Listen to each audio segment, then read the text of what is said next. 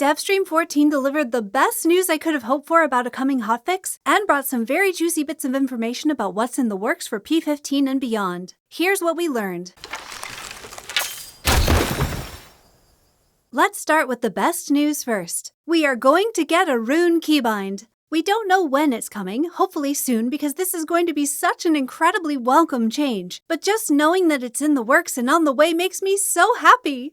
Also, thank you to everyone who offered advice and suggestions after my last video. I found a workaround that is not ideal but definitely manageable while we wait for a keybind, which will completely solve the issue for me. So again, just beyond happy that this is coming to the game. It's an unconditional win from DE. If you're curious about how I'm managing things while we wait for a keybind, I'll put some info on my current setup in a pinned comment.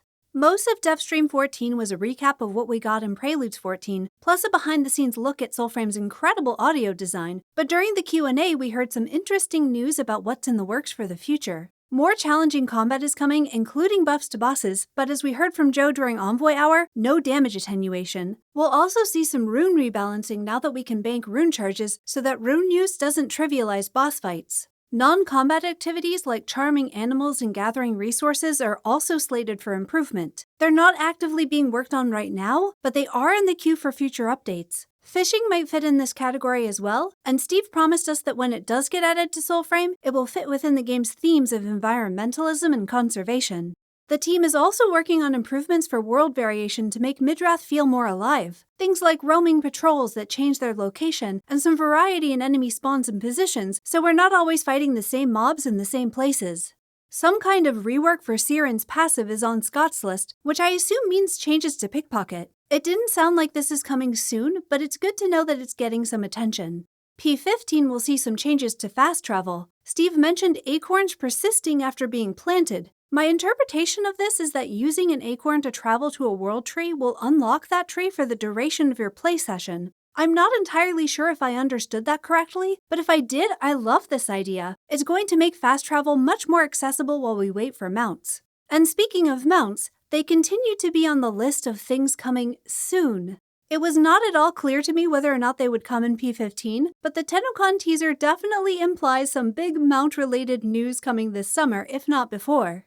We got a peek at several assets in progress, although we do not yet have any concrete information on when these will arrive in-game. These armor sets are definitely going to get some Moonsteel thread from me, and these talismans are gorgeous. The mounted Mendicant Knight is still in the works, and while it's likely not coming soon because it still needs rigging, Jeff told us that we will be able to free the horse. Swimming animations are looking great, but this too is something that still needs some work before we can try it out ourselves. The next grip type we can expect to get will be the heavy maces currently wielded by enemies. In general, the team is currently prioritizing giving players access to enemy weapons, and maces and battle bats are the first ones we'll get our hands on. There are other weapons in development though, including this Ode staff with some kind of ballistic projectiles. We also saw some concept art for clay and stone type mockeries, and a new Ode drone enemy with some incredible animations. Our Omen Ram is still in the works, so we have that to look forward to in the future, and while Mestra Carmel will not be joining our Nightfold, she will be showing up somewhere else in our world. I'm not sure if that's a reference to seeing her hang out on this ship, or if maybe she will be helping us out with the combat arts rework after all. We did not learn anything new about the loot rework coming in P15. I know a lot of players are feeling anxious about this change, which is understandable, but personally I feel like I just don't know enough about what DE is planning or how it will work to have an opinion on it just yet.